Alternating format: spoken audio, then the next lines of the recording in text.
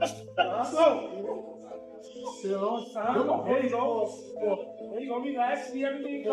was fighting his big boy, a heavyweight boy, and Tank hit that nigga. He hit him so hard that he was on the top of the rope just like this. It allowed Jake Paul's brother to be in there and be able to last with a smaller man, a smaller, older, greater fighter who's mostly was concentrating on defense more than just offense. Gervonta Davis has taken his training to a new level, going to war with heavyweights and sparring ahead of his clash with Jake Paul. Davis isn't holding back, trading power shots with men much bigger than him. One session got so heated that the heavyweight was reportedly left stunned after Davis landed a thunderous punch. Oh, no, you're right. But tell people what happened. Man, I was about to spar. Before I was about to spar Tank, he was sparring his big boy, a heavyweight boy, and Tank hit that nigga. He hit him so hard that he was on the top of the rope just like this. Gervonta Davis is making headlines once again, this time by dominating heavyweight boxers in intense sparring sessions. Known for his explosive power at lightweight and super lightweight, Tank is proving that size doesn't define strength. Recent footage shows him landing crisp combinations with speed and precision, keeping even bigger fighters on edge. His control of tempo, slick counters, and rapid-fire responses show how locked in he is for this camp.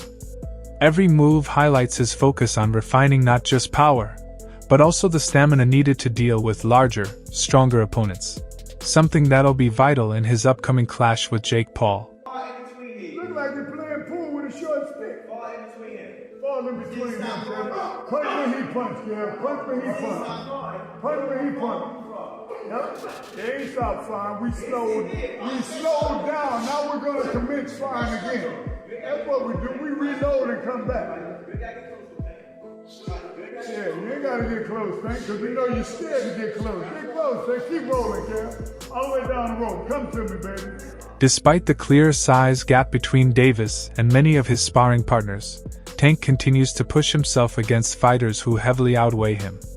These sessions aren't about overpowering anyone, they're about precision.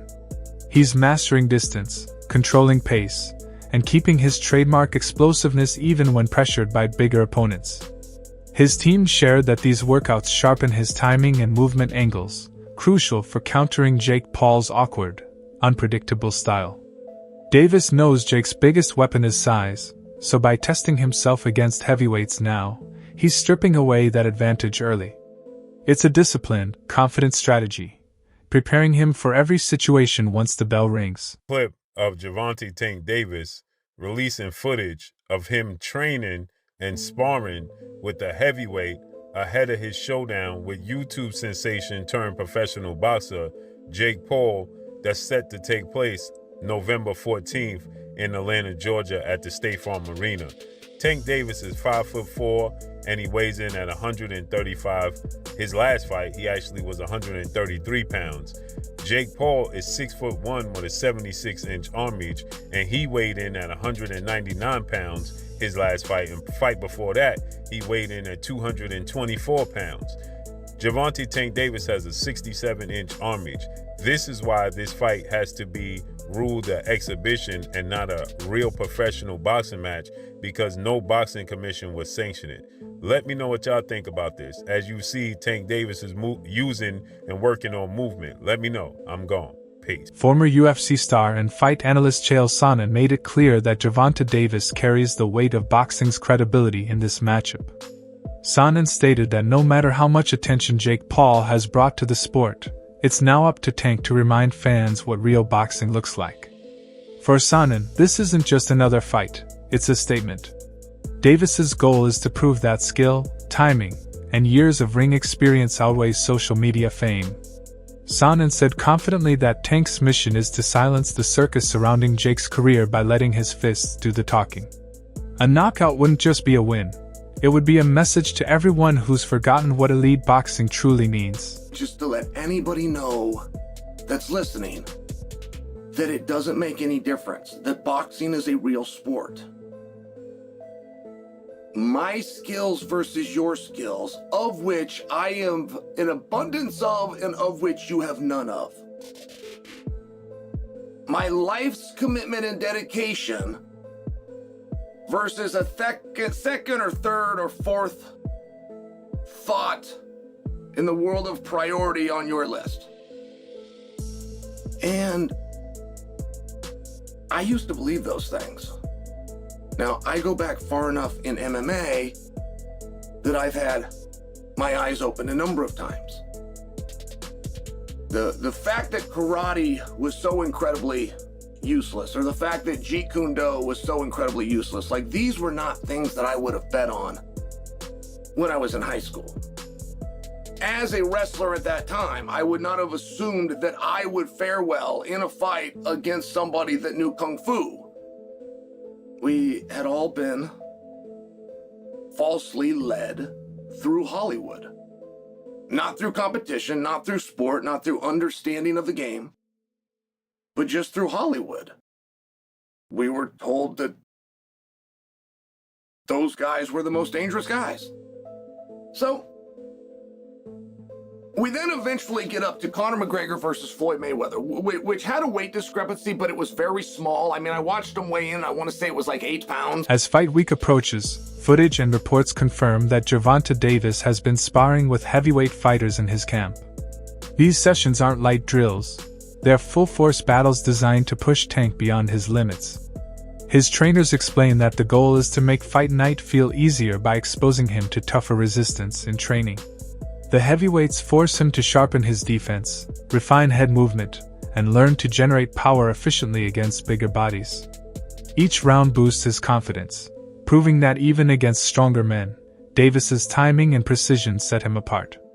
It's an uncommon but highly effective approach, one that shows just how seriously he's taking Jake Paul as a real threat.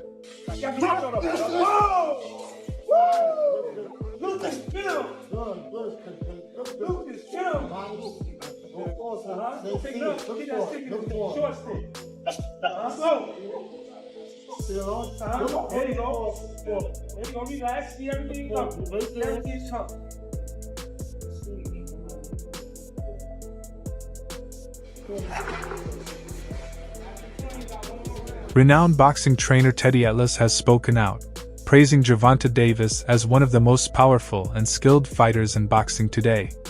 Atlas acknowledged that while some fans point to Jake Paul's size advantage, it won't matter once the fight starts. He believes Davis's experience against elite opponents gives him an edge Jake simply can't match. Atlas highlighted that Tank has faced every style there is: counterpunchers, pressure fighters, taller opponents, and slick defensive specialists. In contrast, Jake's record lacks true boxing veterans. As Atlas put it, those wondering, what if Jake lands one big shot, are missing the real issue. Davis's ability to adapt under pressure is what separates a seasoned fighter from an entertainer. Yeah, he's smaller, but he's a top fighter, he can punch. And he's fighting a guy who's not a top pro fighter, who's bigger. What if he hits him on the chin? What if he hits him on the chin? It'll wind up selling. And that's what'll wind up selling it. The what if. What if Tank makes him do a cha-cha? He hits him on the chin, and Jake Paul, we're going to find out if he can dance. Whoa. You know, do the cha-cha. That's what's going to sell it. And you can't argue that what if. You can't. I know I get to places that other people won't go and everything else. They just dismiss stuff because it's easier to do that. It's safer to do that. You don't have the bows and arrows coming at you from people that argue with you because you did that. But I don't care. I've had bows and arrows my whole life. I don't care. But that's true. That what if? What if this guy who is a real good puncher, who is one of the best fighters in the world right now, what if he hits him? What if he makes a miss and he counters him? Or he jumps up in the air. Bang! And he hits him. Sid Terrace was a great fighter. No, not the 1700s, but years ago. And Cus D'Amato told me he loved Sid Terrace. He said, Teddy, he used to jump up in the air and hit you with 3 jabs. I said, whoa, man, Sid Terrace. All right, anyway, look, I can't finish without saying that it did invoke some memories and thoughts that we've been here before in a different way, where Jake Paul's brother fought Mayweather. That's not forget. And I'm not saying I like that either. I mean, first of all, Mayweather was past his prime. He was already retired. He was older, everything, but he's still the great Mayweather. And Mayweather was fighting a guy, what was it, 50-pound difference, 60-pound difference, whatever it was. And that size made a difference. It allowed Jake Paul's brother to be in there and be able to last with a smaller man, a smaller, older, greater fighter who's mostly was concentrating on defense more than... Sports analyst Max Kellerman shared a more personal perspective on Gervonta Davis's motivation, explaining that Tank took the Jake Paul fight partly to secure financial stability and spend more time with his family. After years of non-stop camps and title defenses, Davis reportedly wanted a matchup that offered both excitement and a payday big enough to give him some breathing room. Kellerman noted that Tank has been thinking about easing his career pace, focusing more on family and mental balance. In his view, the Jake Paul fight isn't just business, it's a transition. A major spectacle that lets Davis enjoy the rewards of his hard work while reminding the world that he's still one of boxing's most dangerous fighters when it's time to go to war. I personally think has been checked out for way longer than this last fight. I think he was checked out prior to the Roach fight. I thought this was all going to be in the works, where he was supposed to beat the 16-1 Roach and then go on to fight Jake Paul and then call it a career, because I think the people around him understood there wasn't much left in the tank for him in terms of his want or his desire to be here. He did an interview with Dan Canobio about 18 months ago where he was like, yeah, man, I just kind of want to raise my family. I don't know how much left of boxing for me. I don't want to see a therapist. I want to, I need to, but like, I don't want to take away from my fighting. But I think it's time for me to do stuff like that. So I think the writing's been on the wall for Tank for a while. So that draw was kind of just like, I was on the way out anyway. I don't need to go back in there. And I said it at the end of that fight. I'm like, there's no way we see that rematch. He was so uncomfortable in that ring with Roach. He doesn't want to feel that again. He showed that night.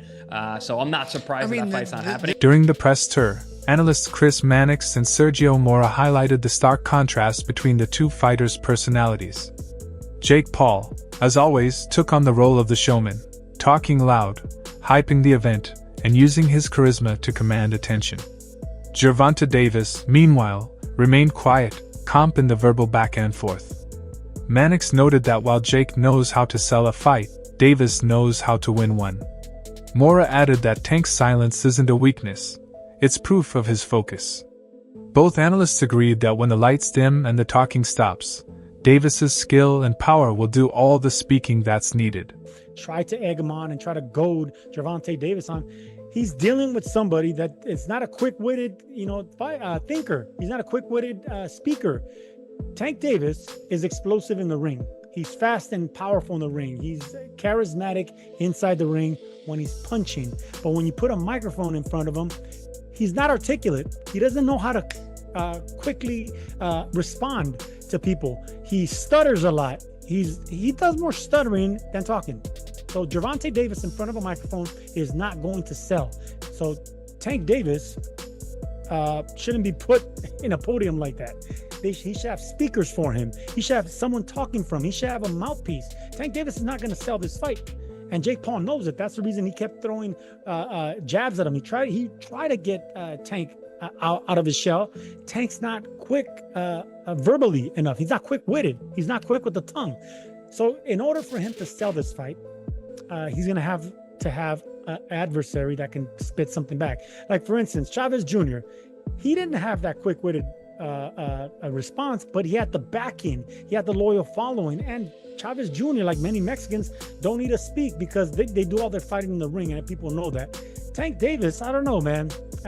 He didn't look good in his last fight. He's not fighting the killers in his division. People are getting off that Tank train, and we know that he's had his issues outside the ring. The love's not there anymore. Tank Davis is losing a lot of passion, a lot of followers, and people aren't buying this circus that Jake Paul's trying to sell.